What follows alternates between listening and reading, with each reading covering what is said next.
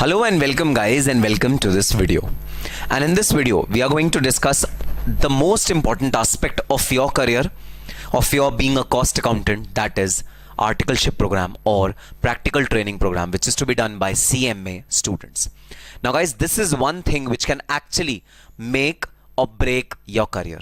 If you get an opportunity to work in a company which provides you adequate resources, which provide you adequate knowledge, then your campus placement is definitely going to boost up like anything. But if unfortunately you don't get an opportunity to work in your practical training program with a reputed company or with a CMA firm which offers you enough food for thought for all of you, then you might face some challenges in your campus placement. So in today's video I'm going to discuss the procedure of the practical training, when it is to be started, which forms are to be filled, in what areas do we need to do practical training, which CMA firms, CA firms, CS firms, companies are eligible to provide you with the articleship or the practical training. I'm going to cover all these concepts, all these information in detail in today's video. But let me first tell you what is the source where you can get all this material from. Where's the source where you can actually see the procedural aspect of this practical training? Guys, the source is Prospectus Syllabus 2022, which is uploaded on the website of the institute. You can go over there, check out this particular prospectus, and in this prospectus, if you turn to page number 105, that is the page where all the critical links, all the critical elements of practical training are disclosed. So I'm directly moving on to page number 105. This is the index, guys, and in this index, if you refer to a fifth point, then the annexure contains page number 5. Annexure contains the details of practical training, and here you'll get all the links of all the forms which I'm going to tell you just now. Here you'll get all the links of what all things are required very easily. So this document is going to come very handy for all of you. So please download this document, save it on your laptops or computers for future reference as well. I have, and in past also I had saved this document on my computer screen. This document is always available with me. It acts as a ready referencer for all my queries regarding anything related to our curriculum or our training program. Everything is available in this particular document. So guys, a very important document. Today I'm going to discuss annexure 5 of this particular document. Yes, if you want me to discuss other annexures as well, if you want me to tell you about something else as well, please do comment in the comment section below and tell me what else after watching this entire video. What are your queries? What else do you want me to make a video on? What things are unclear to you about the CMA curriculum or the CMA course? Of course, not academic but procedural part. Comment on this video and tell me what all do you want to know, and I'll make a separate video on those topics or on those elements. Today's video focuses on Annexure 5, the practical training program of the Institute of Cost Accountants of India. And for facilitating this discussion, this entire document has been summed up by me in a chart. So through a chart, I'll explain you the entire procedure very easily. But nonetheless, guys, it's always advisable to read this practical training guide, because this will give you an insight on the practical training. This will give you a detailed glance of what practical training entails. So it's always advisable to read this particular document. Okay, before we start our discussion on the practical training, guys, a very information for CMA Intermediate students who have appeared for group 1 and they are planning to appear for group 2, or if they have given their CMA foundation and awaiting their results and they are planning to take classes for group 1. Guys, direct taxation, indirect taxation, audit. So first of all, let me talk about this combo of audit and IDT, which is group 2 old syllabus. Audit and GST, these are the two subjects which are there in old syllabus 2016 for intermediate students. So there's an amazing discount which is going on these combos. Okay, audit being taught by me, direct taxation being taught by me, IDT being taught by me. All these 3 subjects are being taught by me for intermediate students. So guys, we have amazing combos for all of you. You can opt for these combos, and these are the numbers which are given on the screens. You can call on these numbers, and you can get these combos at an amazing price. The USP which I offer to all of you, and this is the USP of my entire academy, all the faculties whom I have associated with. The USP is that we purely and purely refer to CMA study material. Guys, CMA study material is definitely a ready reference for you for your examination, all your examination needs. Please remember, always refer to CMA study material, and it's always preferable to take coaching from faculties who are referring only and only to CMA study material, because even if someone is saying direct tax remains the same in CA and other courses, guys, the fact of the matter is there are several provisions, there are several sections, there are several subsections, there are several sections of law which are different in other courses and CMA. So a teacher who's teaching both CA, CS, CMA, all three together, he cannot justify the course of CMA, because CA syllabus is very different from CMA syllabus. CS syllabus is very different from CMA syllabus. But the USP of these courses, which at least I offer and my faculty, co-faculty members offer, is that the classes are strictly based on the curriculum which are prescribed by CMA Institute. You will not find anything extra or anything less. Exactly what CMA study material refers to, all the questions, all the theoretical portions are being referred to in the video lectures. So this is one thing which a really distinguishing factor of these particular video lectures. Please make the most use of it. The discount is going on for DT, IDT as well as audit. All three papers discount is going on. Please make most use of it. Alright, so let's start our discussion on the next year of the practical training of the CMA prospectus. Now, first of all, what do you mean by practical training? Practical training means that apart from a theoretical training, you need to get guidance, you need to get mentored practically, hands-on experience on various aspects of finance, accounting, costing, taxation, management consulting, etc., under a professional, under a company, or under a infrastructure which is actually streamlined infrastructure for providing you training with respect to these things in an industrial setup, in industries or CMA firm. That is the objective of practical training. Yes, all the three courses, CSCS, CMA, have practical training requirements varying on the number of years or number of months which are applicable in each of the courses, but all three of them have this practical training requirement, because one thing is for sure, only theoretical knowledge is not going to take you anywhere. You need to have knowledge which is theoretical as well as practical, and for that particular purpose, the practical training is a must, is an essential thing which is a non-compromisable at all. Okay, so now CMA practical training scheme, we are referring to the CMA practical training scheme. One thing which is important to be noted over here is that this particular scheme is actually referring to the students who are registered in intermediate on or after 11th February 2020. So this is the new scheme of training. Those intermediate students who have registered on or after 11th February 2020, for them this scheme is applicable. For the students who are registered before 11th February 2020, for them the old scheme is applicable. So this particular video is for the new scheme students, and currently I believe that now a couple of years have already passed, so I think most of the students are in the new scheme. So this particular video is dedicated to the new scheme students who are registered on or after 11th February 2020. If you are an old scheme student, then please comment in the section, in the comment section, and let me know if I want to make a detailed video on the old scheme as well. I'll make a video on the old scheme if I get enough comments in the comment section. This is for the new scheme, for the students who are registered on or after 11th February 2020 in the CMA Intermediate. If you have taken your registration, then this scheme is applicable to.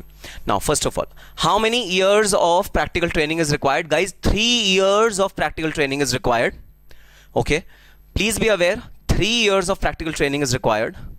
15 months before the results of final, 21 months after the results of final. So the practical training is split between before the results of final and after the results of final. 15 months you need to do immediately before appearing in the both of the groups of the final.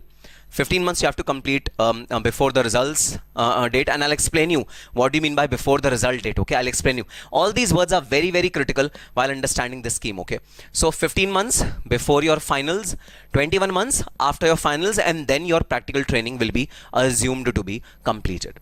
So Now we'll be focusing currently in my video on this 15 months which has to be finished, which has to be completed before the results of the final are declared. So guys, one very important thing to be noted over here is students who are giving both groups of final, only they are required to complete their training of 15 months before the results of final. If you are giving only one group of final, then you need not complete this training. I mean, you can undergo the training, you can simultaneously have the training in place, but you need not file some form in the Institute of Cost Accountants of India. You can do it at ease. But if you are appearing in both the groups, then definitely you need to pre-fill these forms and submit your forms before giving examination for both the groups. If you have cleared one group of final and you are appearing in the second group of final, then also guys, you need to complete this training before you appear for the second group of final. So this particular training is not mandatory for students who are appearing just for one group of final.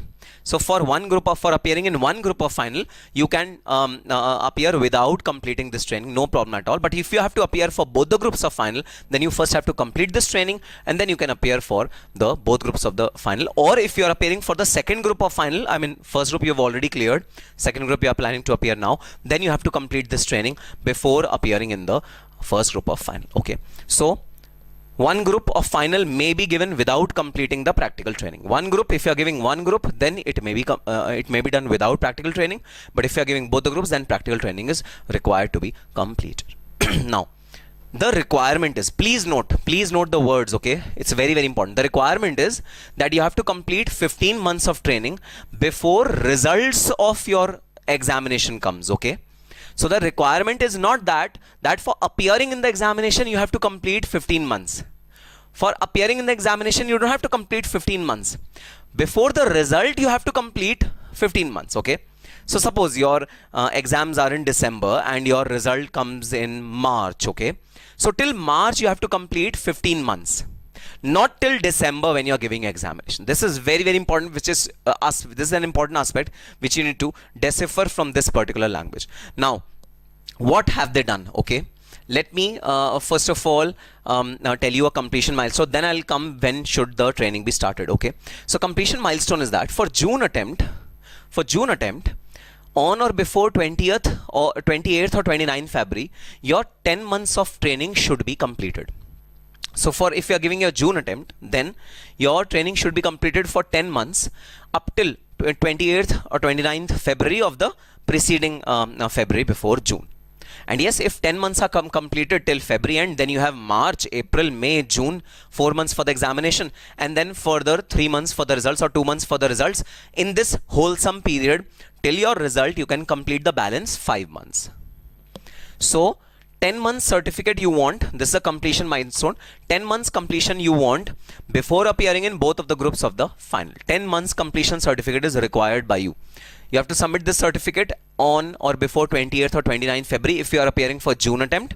You can submit this certificate on or before 31st of August if you are appearing for December attempt. That is the timeline which you need to follow for submitting this completion certificate of 10 months of training. Okay, 5 months you can complete before the results are announced. Okay, that is the bifurcation, that is the split. That is a very important point which you need to understand over here. Form T5 is the relevant form which is to be filled when you complete your training of 10 months within this timeline. Okay, Form T5. Okay, now when should we start the training? Guys, the training can be started immediately as soon as you take registration in intermediate. Yes, without even giving one group of intermediate, you can start your training. Even if you have given one group of intermediate, you can start your training. Even if you have given two groups of the intermediate, you can start your training. Whether you have qualified intermediate, whether you have not qualified intermediate, you can start your training. So training starting point is when you register for intermediate examination, you can immediately start your training with the relevant people whom I'll be pointing out in the further discussion. Okay, so starting point is intermediate registration. You can start your training immediately as soon as you get yourself registered in intermediate, and if you plan to simultaneously pursue your articleship training, practical training, then within 30 days of commencement of your training, so suppose you plan to join a CMA firm, okay, within 30 days you need to file form T1 or T4. This is an option given to two kind of articleships. Okay, T1 is when you are doing your articles from a CMA firm. T4 is when you are doing your articleship from any other organization apart from CMA firm. So these are the two forms which you need to fill soon as you start your articleship within 30 days of commencement of your articleship. That is how starting of the articleship should happen. Okay. Then completion milestone, I've already discussed with you. 10 months of your training should be completed on or before 20th or 29th Feb for your June attempt, and 10 months of your articleship should be completed on or before 31st August for your December attempt. That is the completion milestone. It's not completed training, but it's a milestone which you need to achieve before you appear for the examination. You won't be allowed to appear for the examination if you have not completed 10 months of training before these timelines. Okay. 5 months can be done afterwards. 5 months can be done afterwards, but 10 months should be completed within these two timelines. Now, a very, very important section, guys. It says exemption. Who can claim exemption from this training? So, guys, any one of you who has already, even before registering for intermediate, if you have already worked under these organizations, the organization which I'm going to talk about just now, if you've already acquired practical knowledge from these institutions or training areas, you've already done that, then you can apply for exemption that you don't require any training. Get a certificate from these organizations, attach the requisite documents in form T3. T3 is the exemption form, and you'll be exempted from the training.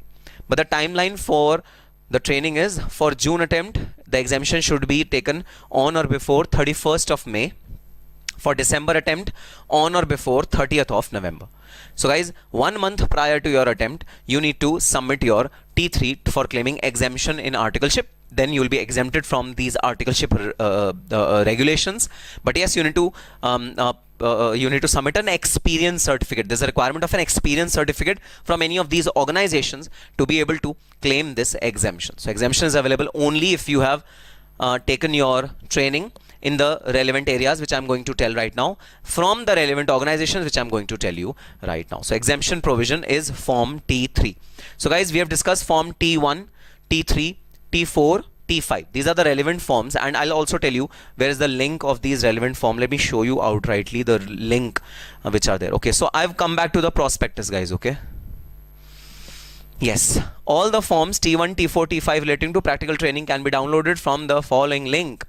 So guys, this is the link which opens as soon as I click on the prospectus. So prospectus contains link to these forms, and guys, these are the forms which you need to fill for your submission. T1, and mind it guys, mind it, these are all online forms. You need not punch data in it or write data in it and send it to the institute. No, these are all online forms. Okay. So this is the T1 form. This is the T4 form. Intimation for CMA. T4 is for the organizations. T1 is for CMA forms. If CMA forms, you are getting articleship in CMA form. And the third one is T5 form. This is the T5 form. So the link gives you these forms as well. You can just download these forms and then just online apply for whatever you want. Starting of your articleship, commencement, ending of your articleship, or exemption. All these things you can actually take. Okay, then now comes the most important part. Okay, and the queries which I get regarding practical training, out of 10, at least 7 queries are related to this aspect. So the question is, from where can we do our articleship? From where? So please understand the regulation very, very clearly, guys. Okay, if you don't meet these eligibility criteria, you won't be allowed your articleship practical training. Your condition will not be fulfilled. So these conditions are required to be fulfilled. Bang on. Very, very important. Okay. Number 1, you can do your practical training under a practicing cost accountant or a firm of cost accountants, which means one and the same thing. So if there's an individual cost accountant or there's a firm of cost accountants, you can do your practical training from that. That is an ideal place, guys, because for us cost accountants, costing is something which comes naturally to us, which is in our blood. So cost accountancy firm is the best place where we can actually learn the skills and the nitty-gritties of costing. So this is the first option. Form T1 is required to be filled if you are starting your training in a practicing cost accountancy firm. And yes, the training can start soon as you register with intermediate. Okay, can start from that date itself. Now, second, and a very confusing provisions which is there in the prospectus. Even I had to read it 5 times, 6 times. I had to consult some experts before giving you the final guys interpretation. Biggest question that students ask me, sir, can we do our articleship under a practicing chartered accountant or a company secretary? Can we do it? The answer is yes, you can do it. The only condition is that these partnership firms, these CA firms or CS firms should have a separate management consulting division, and you have to work exclusively in those management consulting divisions. So if a CA firm has a separate management consulting division and you do your articleship in that management consulting division, the credit is given to you. But if you are there in a CA firm which does not have a management consulting division and you work under other areas like some taxation, accountancy, costing, then you won't be given any credence for it. So please note that whenever you go for an interview to a CA firm or a CS firm, please ask them, sir, do you have management consulting division? If yes, can I work exclusively in that management consulting division? Because I'll be given credit only when I work in the management consulting division. Management consulting. So what is management consulting, guys? Management consulting division is the division of a organization which consults the top management on how to run the organization, how the structure is to be streamlined, how the production process is to be streamlined to reduce cost and increase efficiency and all that stuff. So this is a prime requirement if you are working under a practicing CA or a CMA, that you have to work under a management consulting division of these firms. Only then credit will be given to you. Otherwise, credit will not be given to you. So CA, CMA firm, CA and CS firm, these are the requirements. And if apart from these two organizations, guys, you want to do your articleship under any other organization, then what is the limit? Guys, I have bifurcated the other organizations into two parts. These are the organizations where no threshold limit is required, no threshold of revenue is prescribed by the Institute of Cost Accountants of India. And these are the organizations where threshold is prescribed by the Institute of Cost Accountants of India for the articleship purposes. So guys, if you work under these organizations, okay, then no threshold will be seen, no turnover threshold will be seen. You will be given credit for the articleship. What are these organizations? If you work with central government, state government, semi-government or public utilities, okay. So if you are working under any governmental organization, then you will be given credit for your articleship. You can do your articleship from bank, insurance company or a financial institution. No turnover limit prescribed, no turnover limit prescribed. Bank, insurance, financial institution, public sector undertaking like Maharatnas, Navratnas, and yes, CMA student always dreams of working with PSUs, and if you get through a PSU, it will be a dream come true. So PSUs is eligible for giving training to the CMA students. Then universities, management institutions and other educational institutions. So universities, management institutions and other educational institutions, you can actually get your training in these organizations as well. So now one very peculiar question which students ask me is, sir, is teaching in an organization, will it be classified as our practical training? Will it be eligible for our practical training? Answer is yes. If you teach somewhere and you teach in finance, accounts, tax, costing, these areas, then you will be given credit for that teaching experience also. So yes, you'll be given credit for the teaching experience also. And if you're not teaching and in a university you are maintaining their accounts, in a management institution you are maintaining their accounts, you're doing their costing, you're doing their taxation, then also credit will be given to you. Cooperative society or an NGO, yes, under an NGO also you can do your training. But mind it, if you are doing your articleship under an NGO, then the work which you are supposed to do is not the NGO work. I mean, you should not be engaged in providing relief to the underprivileged people, but you should be doing accounting work for this NGO, you should be doing costing work for this NGO, you should be doing the prescribed work which is prescribed in this list, and you cannot do welfare work of an NGO and take credit for that. Credit is given if you are working for NGO or a cooperative society, but working in which areas? These areas. That is very, very important to be noted over here. So some students come to me and tell me, sir, our relative has an NGO and I'm working with that NGO, providing relief to underprivileged students or taking care of dogs, street dogs. A very good cause, I appreciate that, but credit will not be given to you for working in that NGO, in that area, because these areas are very, very important. Okay. Okay, then management consultants, if you work under management consulting organizations, which are core organizations where management consulting is the thing which they do day in day out, and I've already discussed management consulting in my CA practicing CA part. Okay, then also you are eligible for your credit of your practical training. Now, if apart from these organizations, if you do your articleship under any other organization, like a private company, like a partnership firm, like a manufacturing company, like a service sector company which is providing services to some other person, then guys, you have to meet the organization has to meet the turnover criteria. Turnover criteria is that the organization, if it is in service sector, then it has to minimum have a turnover of 25 lakhs. And mind you, this is turnover, not profit. Turnover means gross sales. So this is turnover. Turnover of that particular organization should be 25 lakhs or more if you are under service sector. So how would institute know that turnover of that organization is 25 lakhs? So we'll say that organization turnover is 25 lakhs. No guys. Institute will ask for latest financial statements of the organizations where you are taking your articleship in.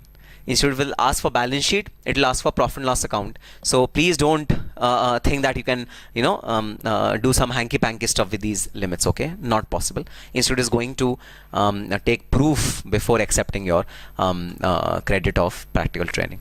If you work under any other sector means manufacturing sector, trading sector, any other sector apart from service sector, then the minimum threshold turnover criteria is 50 lakh rupees. That organization should have minimum threshold criteria of 50 lakh rupees as per the last audited balance sheet. As per the last audited balance sheet, at least the turnover should touch 50 lakh rupees. That is the criteria.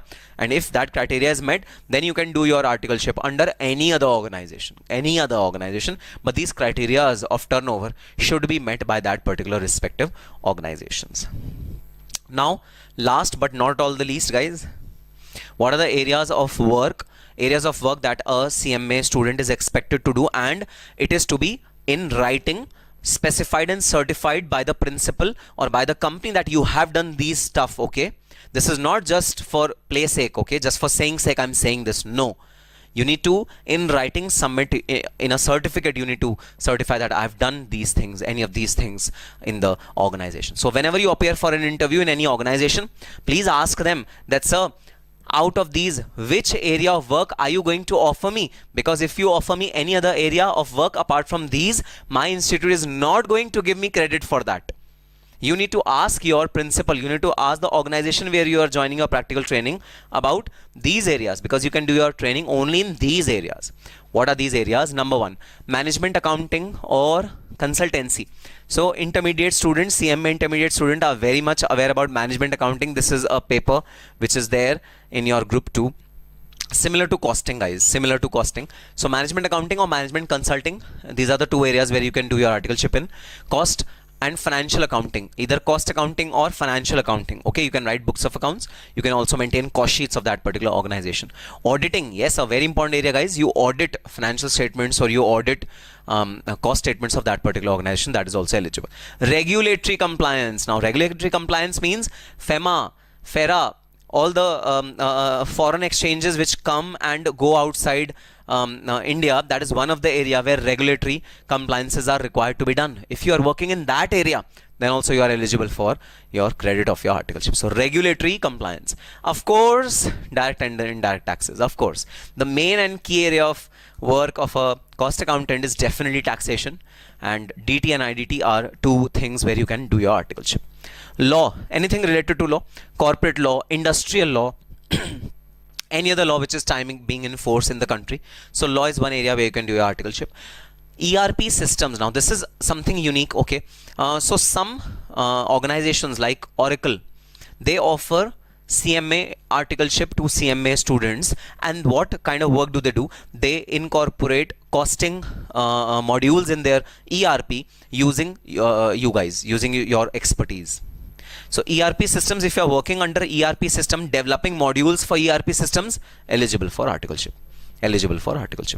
Banking, insurance operations, if you are doing any operations relating to banking or insurance, you will be able to get credence. Valuation and insolvency, two emerging areas and amazingly rewarding areas. If you want to make a career out of these two areas, amazingly rewarding areas. Valuation of assets and liabilities and insolvency proceedings. If you do your articleship under these two areas, perfectly fine. Again, I've discussed this. Teaching, if you're a teacher and if you are teaching finance, accounts, tax, costing, then if you get a certificate from the institute where you are teaching at, then you get credit for this particular training experience also.